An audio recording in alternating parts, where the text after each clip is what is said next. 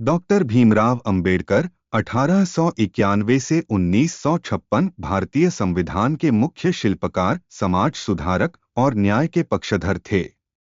उनका जीवन संघर्ष और उपलब्धियों से भरा हुआ है।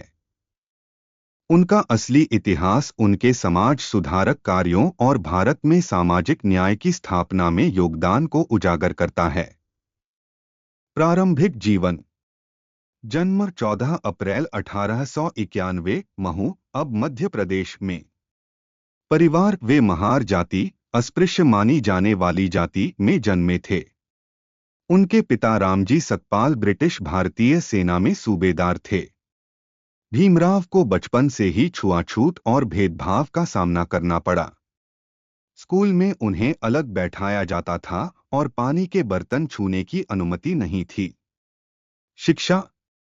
शिक्षा में संघर्ष। अंबेडकर ने अत्यंत कठिन परिस्थितियों में शिक्षा प्राप्त की।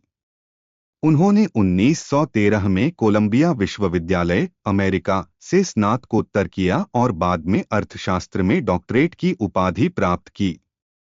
लंदन स्कूल ऑफ इकोनॉमिक्स, यहाँ से उन्होंने एक और डॉक्टरेट प्राप्त की और कानून की पढ़ाई भी की।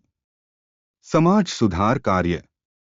एक, अस्पृश्यता के खिलाफ आंदोलन। उन्होंने दलितों के लिए सामाजिक अधिकारों और बराबरी की मांग की। महाड़ सत्याग्रह 1927, उदास स्माइली। उन्होंने अस्पृश्य जातियों के लिए सार्वजनिक जल स्रोतों के उपयोग का अधिकार मांगा। कैलाराम मंदिर आंदोलन, दलितों को मंदिरों में प्रवेश दिलाने के लिए आंदोलन किया। 2, राजनीतिक सक्रियता। 1930 के दशक में अंबेडकर ने डिप्रेस्ड क्लासेस के लिए विशेष अधिकारों की वकालत की। गोलमेज सम्मेलनों में उन्होंने दलितों के लिए अलग निर्वाचक मंडल की मांग की। हालांकि पूना पैक्ट 1932 के तहत समझौता हुआ। 1947 में स्वतंत्र भारत के संविधान मसौदा समिति के अध्यक्ष बने। उन्होंने समानता, स्वतंत्रता और धर्मनिरपेक्षता के सिद्धांतों को संविधान में शामिल किया। उनके प्रयासों से दलितों और कमजोर वर्गों के लिए आरक्षण का प्रावधान किया गया। 4, धर्म परिवर्तन। उन्होंने 1956 में बौद्ध धर्म अपनाया।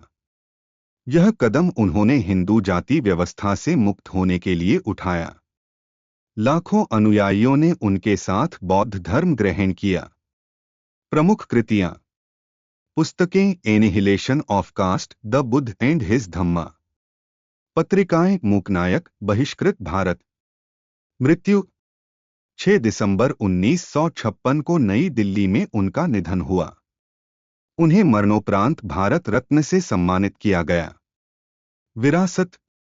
डॉक्टर अंबेडकर को सामाजिक न्याय, समानता और मानवाधिकारों के प्रतीक के रूप में याद किया जाता है। उनका जीवन उन सभी के लिए प्रेरणा है जो अन्याय के खिलाफ लड़ाई लड़ते हैं।